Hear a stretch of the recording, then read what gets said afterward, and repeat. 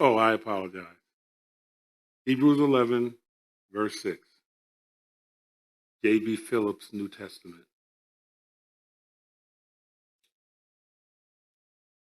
And without faith, it is impossible to please him. Who's him? So he's not, whatever, that's why anything without faith is sin. If you're not operating in faith, it's impossible to please God. The man who approaches God must have faith in two things. First, the first thing you have to have faith in is that God exists. The second is that it's worth a man's while to try and find God. And as I was thinking, you read scriptures over and over and over, and, on occasion, different words in the scriptures seem to jump out to me. And what jumped out to me is the word exists. The King James doesn't, I don't believe, use that, but that's why I like reading in different translations. In the Phillips translation, it says you must believe first that God exists. First, you have to believe that God is an actual being. He's not someone that has lived. He's someone that is alive right now. And you also have to, when you say that God exists, it also means he continues to live. Continues. You have to believe that. Look at Psalm 58 quickly, please. Psalm 58. This is out of the Passion translation. Thank you, tech team, because I got these things to you later than usual. Psalm 58, verses 10 and 11 says, "This godly celebration in the triumph of good over evil, and the lovers of God will trample the wickedness of the wicked under their feet." Verse 11, "Then everyone will say, there is a God who judges the judges. And there's a great reward in loving God." Well, if you want the reward for loving God, you have to look at, I'm up here. If you're loving God, you have to first believe that he is.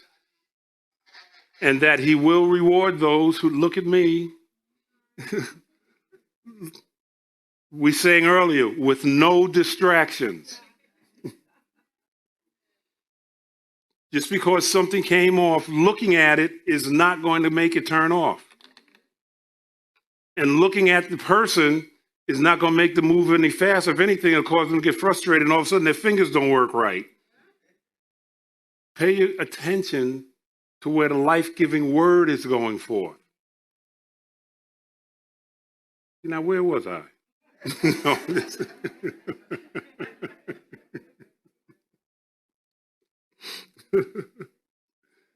There is a great reward in loving God.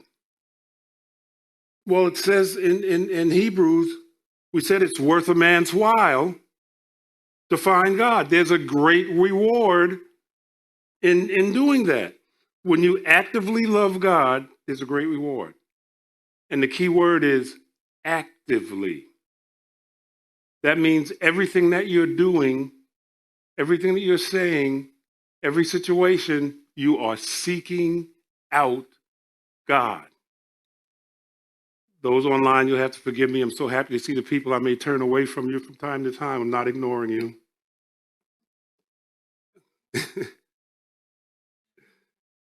Jesus said in Matthew 6, verse 9, in the Amplified Bible, when he was giving us the prayer model, he said, "Pray therefore like this: Our Father who is in heaven. Not our Father who used to occupy the seat on the throne, but now you've died along with the old prophets and the old saints. No, you can pray, our Father who is in heaven. We are acknowledging we believe that God is. And we know exactly where he's in heaven. That's why we can say God is on the throne, Jesus is Lord, devil is defeated. Period. Our God, no matter what happens, God is on the throne. I would say to you sometimes, I say, just when anything happens, stick your head out of the window. And if you don't hear thud coming from the sky, you know everything's fine. God didn't fall off the throne. It didn't take him by surprise. Okay?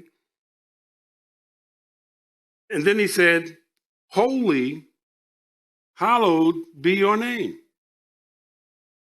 Not only do I know